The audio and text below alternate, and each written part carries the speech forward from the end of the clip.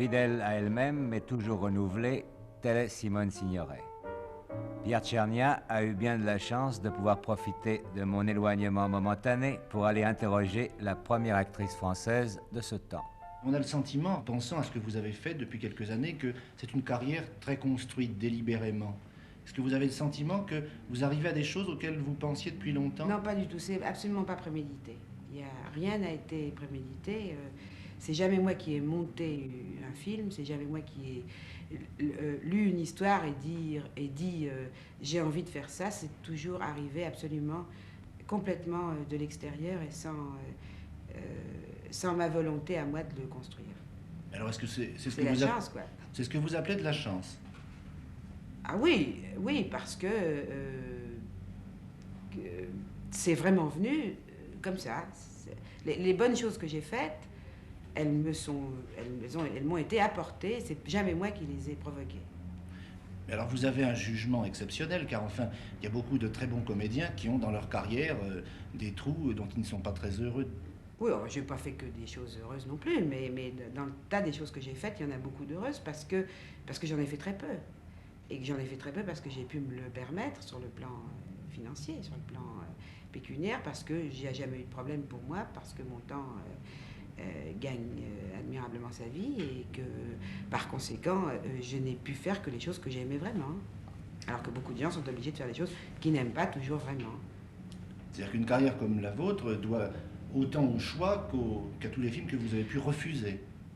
Elle doit au choix, elle doit à la vie que j'ai menée aussi, je crois, que j'ai pu mener, et aux facilités qui m'ont été données de ne faire que ce que j'aimais, et aussi à la vie que j'ai menée en dehors du travail, je crois, qui m'a donné peut-être une sévérité ou un jugement quelquefois plus profond sur le plan de l'histoire qu'on me proposait, car je n'ai jamais fait les choses uniquement pour les rôles. Enfin, je les ai toujours faites en fonction du tout, de ce qui se racontait dans l'histoire entière. Mais la vie que vous avez pu mener en dehors de la vie professionnelle, vous voulez dire que c'est les choses que vous avez lues, les gens que vous avez connus? C'est les gens que j'ai connus, c'est les voyages que j'ai faits, c'est les choses qui m'intéressent en dehors du travail, qui m'enrichissent sûrement, plus que si je travaillais tout le temps, parce que travailler tout le temps, c'est pas enrichissant. C'est asséchant, je crois. Je sais que vous attachez beaucoup de poids à l'amitié, vous avez raison. Et quels sont justement les personnages qui ont pu vous enrichir parmi vos amis, vous apporter un bagage? Si je vous cite que des noms connus, ça fera pas bien. Il y a des gens très connus, il y a des gens très inconnus. Enfin, ça part de Jacques Prévert pour aller jusqu'à... en passant par, je ne sais pas, Roger Blin, qui n'est pas un nom qui brille.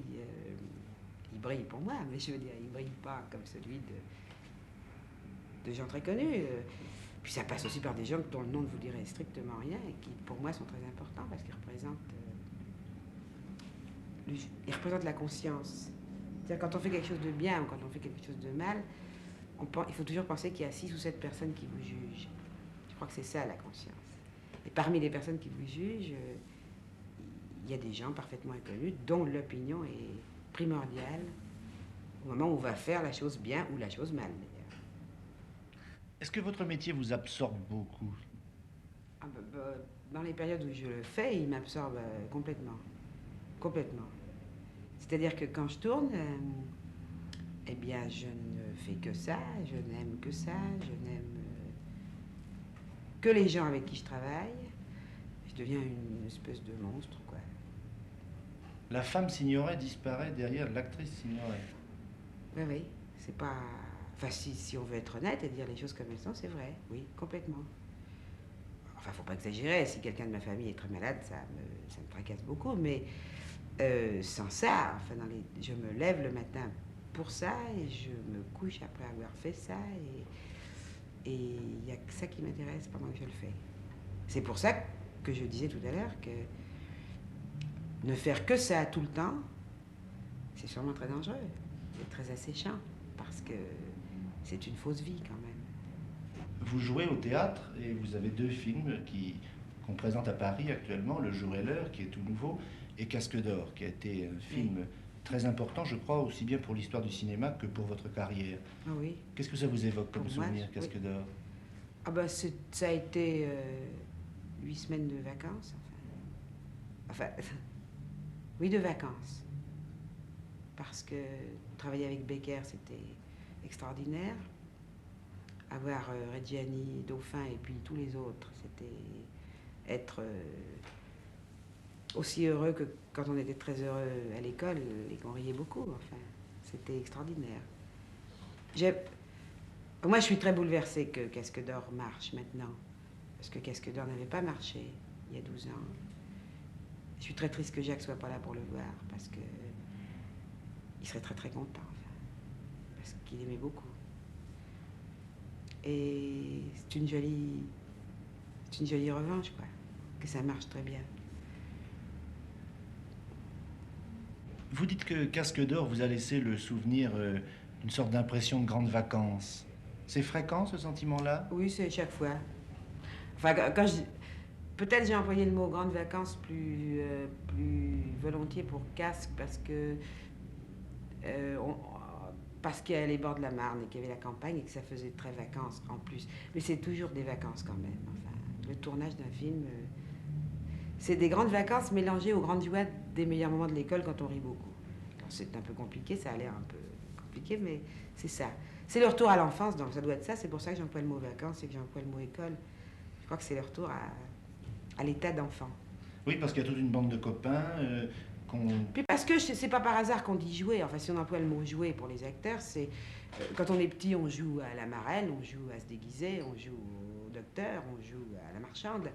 Eh ben, je crois qu'il n'y a pas des kilomètres de différence entre faire ça quand on était petit et faire ce qu'on fait maintenant qu'on est grand. Enfin, c'est pour ça que le mot jouer est employé dans pratiquement toutes les langues du monde, excepté en italien, on dit recitare. Ça fait un peu peur d'ailleurs, parce que récitation, c'est déjà moins. Mais jouer, c'est. On dit jouer en allemand, on dit jouer en anglais. Parce qu'on joue à être quelqu'un d'autre. Alors, dans votre dernier film, Le jour et l'heure, le film de On Clément... a joué, enfin, je me suis amusée pendant 3 mois et demi. Vraiment, je me suis amusée pendant 3 mois et demi. Vous avez joué à quoi? C'est un film, je crois, qui retrace un épisode de l'occupation. Oui, c'est un film qui se passe pendant les 3 derniers jours qui précèdent le débarquement, c'est-à-dire le 6 juin 1944. C'est pas ce qu'on peut appeler un film sur la résistance, je crois pas. C'est une histoire d'amour et c'est un film qui est dans le contexte historique de la résistance. C'est aussi l'histoire de l'impossibilité qu'il y a à finalement un jour ou l'autre ne pas s'engager. Enfin, je crois que... Enfin, c'est ça que Clément a voulu raconter. Vous n'aviez jamais tourné avec Clément? Non, j'avais jamais tourné avec Clément. J'avais connu Clément assistant quand j'étais moi figurante et qu'il était lui assistant il y a 20 ans. Il y a 21 ans. Et là, vous avez joué avec lui un jeu très différent. Je voudrais savoir comment ça se passe quand une grande comédienne comme vous se met à travailler avec un grand metteur en scène comme Clément. Qu'est-ce qui se passe le premier jour? Elle écoute ce qu'il lui dit. Comme à l'école. Comme à l'école, oui. Puis elle essaie de travailler bien et d'avoir pas de zéro et des bonnes notes. Avec Clément, c'est comme ça. Vous êtes écrivain.